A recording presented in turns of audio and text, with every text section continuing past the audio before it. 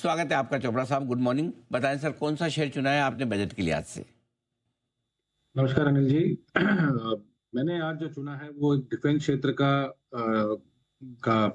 Stock है और मुझे ये आशा है कि फाइनेंस मिनिस्टर जरूर डिफेंस के लिए कुछ ना कुछ अच्छा देंगी।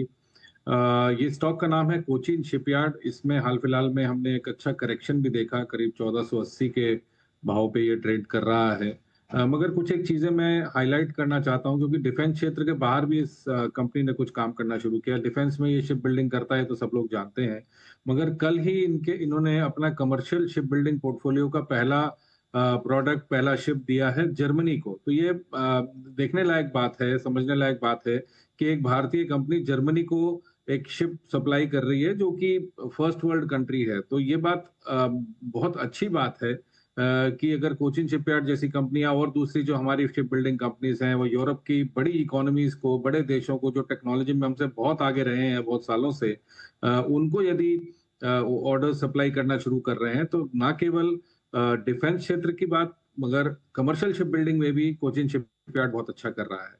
अगर आप इसका फंडामेंटल्स देखें तो रिटर्न ऑन कैपिटल एम्प्लॉयड करीब करीब 20% का है, मार्केट कैप 40,000 करोड़ की है, जो कर्जा है मात्र 1,000 करोड़ का है, और अभी भी जो इनके पास ऑर्डर बुक है वो 21,000 करोड़ की है। यानी कि अगले कई सालों तक ये काम करते रहेंगे और ये ऑर्डर बुक बढ़ रही है। कमर्शियल शिप बिल्डिंग के इस माइलस्टोन के बाद मुझे लगता है और भी ऑर्डर्स आएंगे पूरी दुनिया से। यदि जर्मन क्वालिटी को इन्होंने इस मापदंड को पूरा किया है, तो मेरा ये मानना है कि पूरी दुनिया में अब कहीं भी हमारी जो शिप बिल्डिंग कंपनीज हैं वो प्रोडक्ट्स दे सकती हैं, शिप्स दे सकती हैं।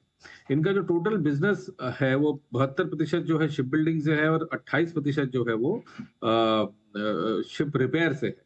इसके अलावा कंपनी अब जो फोकस कर रही है जीरो एमिशन ग्रीन वेसल्स के ऊपर भी फोकस कर रही है, जहां पर ये हाइड्रोजन बेस्ड और इलेक्ट्रिक से चलने वाले उस पे जो शिप्स हैं उस पे काम कर रही है। तो मेरा ये मानना है कि कोचिन शिपयार्ड एक लॉन्ग टर्म प्ले है, और इस बजट में भी मेरी एक्सपेक्टेशन है कि ऑनरेबल फाइनेंस मिनिस्टर को जरूर हमारे डिफेंस क्षेत्र के लिए, शिप बिल्डिंग के लिए जरूर कुछ ना कुछ अच्छा प्रावधान करेंगी। तो 1480 पे ये ट्रेड कर रहा है। मेरा ये मानना है कि इसको 1600 और 1700 के टारगेट के लिए खरीदा जा सकता है।